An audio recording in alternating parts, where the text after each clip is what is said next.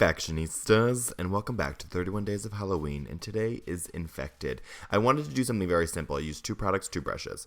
So I'm going in with Mayron's 3D gel, and I'm applying that to my face with a Q-tip. This needs to be soaked in hot water so it can melt in the bottle, and then it can be applicable. So I'm just using that straight from the bottle to goop on a whole bunch, and then I am working it in with a Q-tip.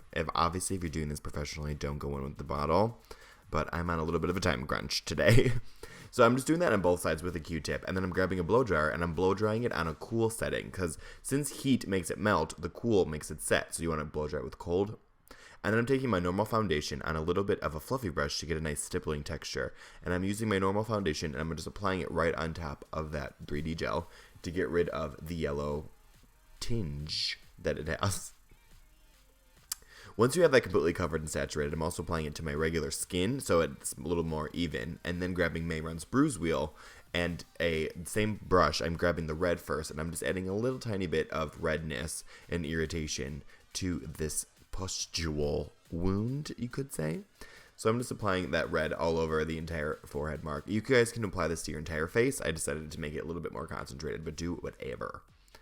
So I'm taking a dark blue and this tiny little fan brush, which is my favorite, and I'm applying that to the deepest parts of this makeup. So I'm not applying it to the bubbled out pustule parts. I'm only applying it to the flat parts, so to add depth and dimension to the overall look. So using that blue, I'm applying it all over the face. And I did apply this on beaded. You don't have to apply it on beaded. It wasn't completely melted, but if you wanted to do a very realistic burn, like a healed burn, then this is definitely the product for you. But now I'm going in with a little bit of red, and I'm deepening up some of those areas, and I'm applying a little bit more warmth to the overall look, and then it's going to start giving like a broken blood vessel, blood-ish infection type thing.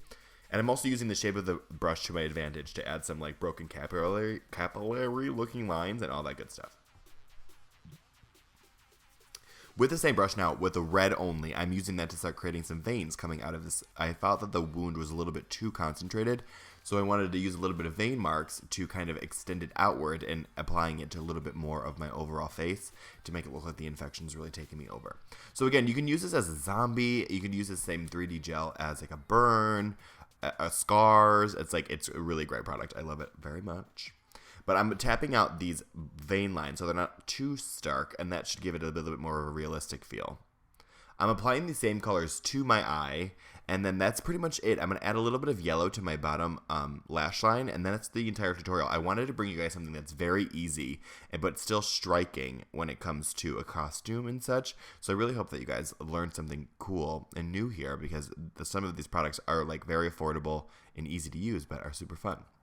But I'm applying this hazed over contact, which you guys can Google Walking Dead contacts. That's where I got it from, a random website. I'm not really sure. But that's the finished look, my friends. I really hope you guys liked it and you guys learned something new. But definitely subscribe to stay up to date with more videos.